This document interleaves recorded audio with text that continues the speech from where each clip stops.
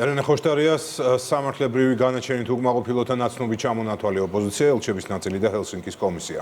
მშავდებული აღიარებს, რომ კანონს მიზანმიმართულად არღვევს, მაგრამ მაინც საქმის პოლიტიკურად წარმოჩენის მცდელობა გრძელდება.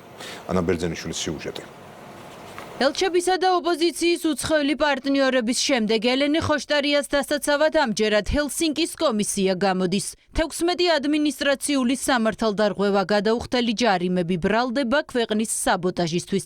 ჰელსინკის კომისიისთვის საკმარისი არ აღმოჩნდა. მიუხედავად ელენე ხოშტარიას არაერთი აღიარებისა, რომ კანონს მიზანმიმართულად არღვევს, ზოგიერთი ჯგუფი მაინც ცდილობს ოპოზიციონერის საქმეში პოლიტიკური სარჩული დაინახოს. ქართული ოცნება სასამართლოს იარაღად იყენებს, რათა გააჩუმოს ყველა, ვინც მათ ხელისუფლებას ეჭვქვეშ აყენებს. ელენე ხოშტარიამ ციხის გზა თავად აირჩია, როცა გირაო არ გადაიხადა. შემდეგ კი ჩადენილი დანაშაულის გამო დაისაჯა. პირველი კანონმდებლისთვის ხოშტარიას საქმე საქართველოს წინააღმდეგ სჭირდებათ, რათა ოპოზიციას ხელისუფლებასთან დაპირისპირებაში მაშველ რგოლად მოევლინონ.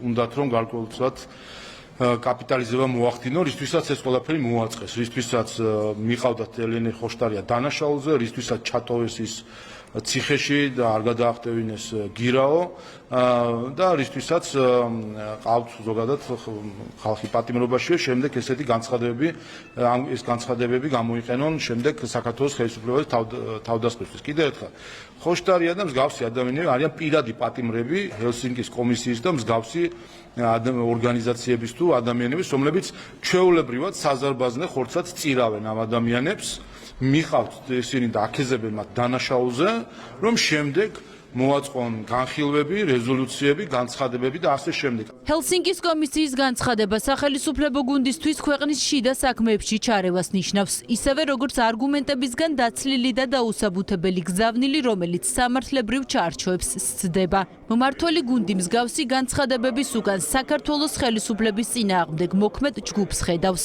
Deep State-ის ხელში ჰელსინკის კომისია არის გადაქცეული მექანიზმად, რომ ქვეყნის დემოკრატიაზე მოხდეს თავდასხმა, რეალური ფაქტების ნიველირება მოახდინონ, რაც აგერ ელენე ხოშტარიასთან მიმართებით პირდაპირ აშკარად ჩანს, არაერთ სამართალდარღვევაში მხილებული ადამიანი თვითონ ნაღიარები რო აქვს დანაშაული და ცდილობს ახლა ელჩების შემდგომ, რომლებიც ასე ურცხვათერევიან ჩვენი ქვეყნის შიდა საქმეებში და ხელებს აფათურებენ, უკვე ჰელსინკის კომისიიდან მოდის ანალოგიური გზავნილი, რომელიც არის ასიმეტრიულად აცდენილი რეალობას. ერთი რამ უნდა ითქვას, რომ ჰელსინკის კომისიის საგარეო პოლიტიკური ხედვები და შეფასებები თვისობრივად არის აცდენილი ამერიკის შეერთებული შტატების საგარეო პოლიტიკას და ხედვებს.